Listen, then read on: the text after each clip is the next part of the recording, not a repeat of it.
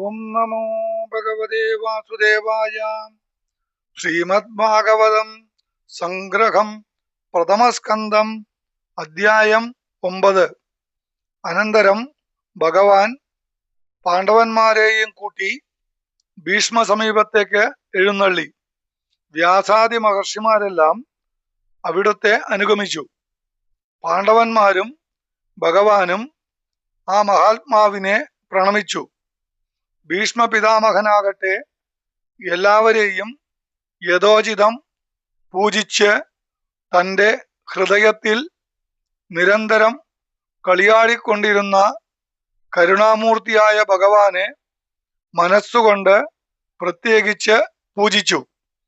തന്നെ വന്ദിക്കുന്ന ധർമ്മപുത്രാദികളെ പ്രേമപൂർവം ആശീർവദിച്ച് ആ മഹാത്മാവ് പറഞ്ഞു: ഹേ പാണ്ഡുപുത്രന്മാരെ, നിരന്തരം ധർമ്മത്തെയും ഭഗവാനെയും ആശ്രയിച്ചു കൊണ്ടിരിക്കുന്ന നിങ്ങൾ ഒരിക്കലും ഇങ്ങനെ ക്ലേശിക്കുവാൻ അർഹന്മാരല്ല. പക്ഷേ ഭഗവാന്റെ സങ്കല്പം ആർക്കും അറിഞ്ഞുകൂടാ. അവിടുന്ന് യോഗമായ കൊണ്ട് ലോകത്തെ മുഴുവൻ മോഹിപ്പിക്കുന്നു. അവിടുന്ന് നിങ്ങൾക്ക് പരമ സുഹൃത്തായും ദൂതനായും സൂതനായും എല്ലാം വർത്തിക്കുന്നു.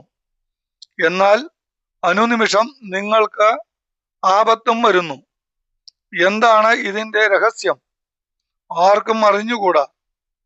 അവിടുത്തെ ലീല എന്നല്ലാതെ എന്തു പറയട്ടെ? സർവസ്വരൂപനായ അവിടേക്ക് ശത്രു എവിടെ, മിത്രം എവിടെ? എങ്കിലും അവിടുന്ന് ഭക്തദാസനാണ്. നോക്കൂ, മൂർച്ചയുള്ള അസ്ത്രങ്ങളെ കൊണ്ട് ഞാൻ അവിടുത്തെ ശ്രീമൂർത്തിയെല്ലാം മുറിച്ചു. എന്നിട്ടും യോഗിധ്യേയനായ ആ കാരുണ്യമൂർത്തി എനിക്ക് അവസാന ദർശനം തരുവാനായി ഇതാ ഇങ്ങോട്ട് എഴുന്നള്ളിയിരിക്കുന്നു. ഹാ, എന്തൊരു കരുണാതിശയം! അനന്തരം ധർമ്മപുത്രാദികളെ ആശ്വസിപ്പിക്കുവാൻ രാജധർമ്മം, സ്ത്രീധർമ്മം, മോക്ഷധർമ്മം, ഭഗവത് ധർമ്മം എന്നുവേണ്ട എല്ലാ ധർമ്മങ്ങളുടെയും രഹസ്യവും വ്യക്തമാക്കി നീലമേഘശ്യാമളനും പീതാംബരാലങ്കൃതനുമായി തൻ്റെ മുന്നിൽ സന്നിധാനം ചെയ്ത് കരുണാമൃതം പൊഴിക്കുന്ന ഗോപികാരമണലിൽ തന്നെ അസംഗതമായ തൻ്റെ മനസ്സിനെ ആ ഭക്തിവര്യൻ ഏകാഗ്രമാക്കി. ദൃഷ്ടികൾ ആ പുണ്യപൂരത്തിൽ തന്നെ ഉറപ്പിച്ചു. ഭഗവാന്റെ അമൃതവർഷികളായ ശ്രീകടാക്ഷങ്ങളാൽ അനുനിമിഷം വർദ്ധിച്ചു വരുന്ന ആനന്ദസാഗര കല്ലോലങ്ങളിൽ നിമഗ്നനായി ആ മഹാഭാഗവതൻ തൻ്റെ ഇഷ്ടമൂർത്തിയായ ഭഗവാനെ സ്തുതിച്ച് ആ കരുണാർണവനിൽ തന്നെ ത്രിവിധ കരങ്ങളെയും ലയിപ്പിച്ച് വിദേഹ കൈവല്യം പ്രാപിച്ചു. ആ പുണ്യസ്ഥലത്തേക്ക് ദേവാദികൾ പുഷ്പവൃഷ്ടി ചെയ്തു. ഈ മഹാഭാഗ്യം അറിഞ്ഞ് എല്ലാവരും വിസ്മയസ്തബ്ധരായി. അധ്യായം 10.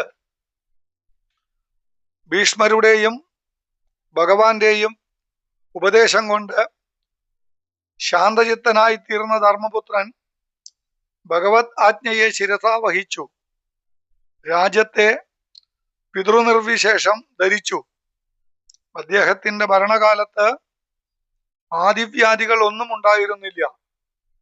ഭൂമി കാമധേനുവിനെ പോലെ സർവാഭീഷ്ടപ്രദയായി. ധർമ്മപുത്രാദികളെ ആശ്വസിപ്പിച്ച് ഭഗവാൻ ദ്വാരകയിലേക്ക് യാത്രയായി. പാണ്ഡവന്മാരും സുഭദ്രാദി സ്ത്രീകളും വരാൻ പോകുന്ന ഭഗവത് വിരഹത്തെ ചിന്തിച്ച് പീഡിതരായി. ഭഗവാന് രത്നദണ്ഡമായ വെൺകൊറ്റക്കുട അർജുനൻ പിടിച്ചു. ഉദ്ധവരും സാത്യകിയും ചാമരങ്ങൾ കൊണ്ട് വീശി. സ്ത്രീകൾ മാളികപ്പുറത്തു നിന്ന് ഭഗവാന്റെ ശിരസിലേക്ക് പുഷ്പങ്ങൾ വർഷിച്ചു. അവർ അന്യോന്യം പറഞ്ഞു, അഹോ, ഈ യദുകുലം എത്ര പുണ്യമുള്ളതാണ്! അതിലല്ലേ ഈ നിത്യാനന്ദമൂർത്തി അവതാരമെടുത്തത്. ഹാ, മധുരാപുരം എത്ര ശ്ലാഘ്യം! ഈ സുന്ദരതമങ്ങളായ ശ്രീപാദങ്ങൾ കൊണ്ട് അതിനെ ഏറ്റവും അലങ്കരിച്ചില്ലേ? ഹാ, ദ്വാരകയുടെ പുണ്യമല്ലേ പുണ്യം! അവിടെയുള്ളവർ മന്ദഹാസസുന്ദരമായ ഈ ശ്രീമുഖം കണ്ട് അനവരതം ആനന്ദസാഗരത്തിൽ ആറാടുന്നുവല്ലോ.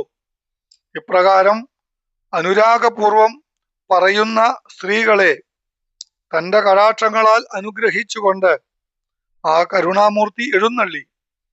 വളരെ ദൂരം തന്നെ അനുഗമിച്ചു വന്ന പാണ്ഡവന്മാരെ ഭഗവാൻ കരുണാപൂർവം മടക്കി അയച്ചു.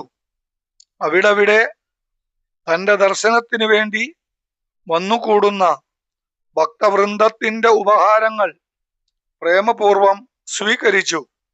സന്ധ്യയോടുകൂടി ദ്വാരകയുടെ സമീപ പ്രദേശത്ത് എത്തിച്ചേർന്നു.